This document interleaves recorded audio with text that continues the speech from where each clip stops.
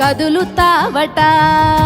హర హర ఈశ్వర శంభో శంకర నీవే తోవలాగా నడుపుతావట. అంతమనంతమీ విశ్వమేనట.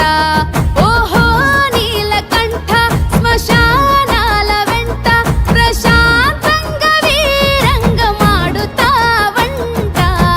తల్లి లేనోడే గాని తల్లడిల్లితే చూడడు, తలపై నీళ్లు పోస్తే తల్లిలాగా చూస్తాడు. తల్లి లేనోడే గాని తల్లడిల్లితే చూడడు, మూడు కన్నులు